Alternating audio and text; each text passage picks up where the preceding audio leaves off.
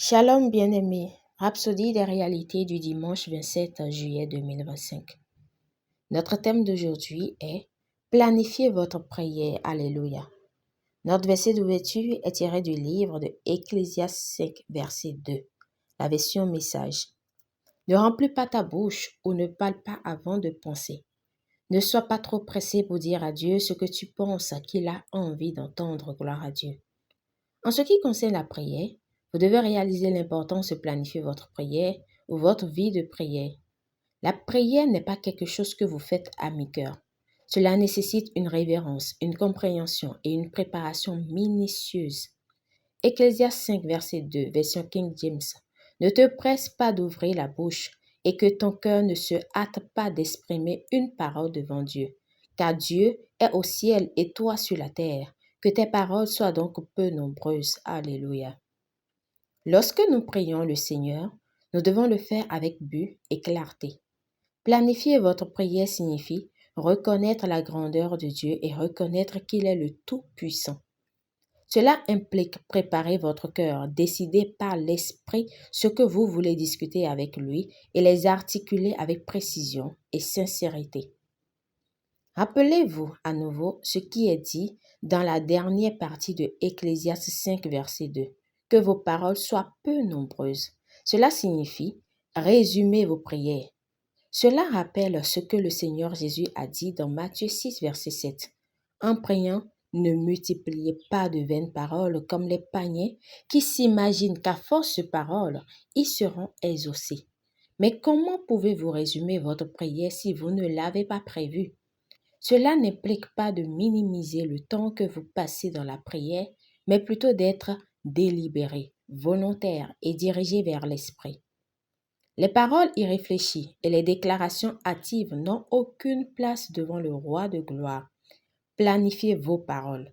Lorsque vous préparez vos prières, vous engagez activement votre pensée et votre esprit à s'aligner avec la volonté de Dieu. Vous vous positionnez pour déclarer des paroles remplies de foi et de puissance.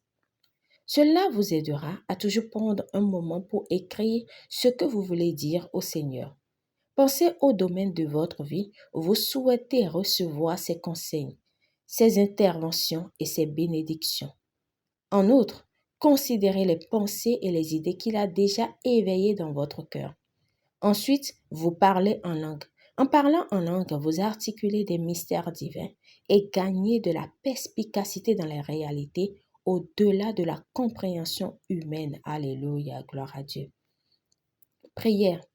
Dites, cher Père, je te remercie pour le privilège de la prière et pour la sagesse de ta parole. Je prie avec révérence et but, guidé par ton esprit, pour dire des paroles remplies de foi et de perspicacité divine, rendant mes paroles dans la prière efficaces. Merci pour l'assurance des réponses, car tu m'entends toujours. Au nom de Jésus, Amen. Pour une étude approfondie, nous lisons Matthieu 6, versets 5 à 7, Psaume 19, verset 14, Philippiens 4, verset 6. Nous aimerions vous donner l'opportunité d'accepter le Seigneur Jésus-Christ comme Seigneur et Sauveur de votre vie. Tout commence par la nouvelle naissance et nous vous invitons à faire cette prière de tout votre cœur et de manière à vous entendre. Prions. Ô Seigneur Dieu, je crois de tout mon cœur en Jésus-Christ, Fils du Dieu vivant.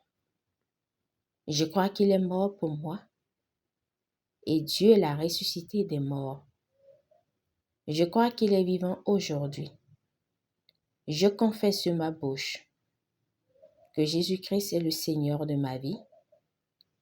À partir d'aujourd'hui, par lui et en son nom, j'ai la vie éternelle.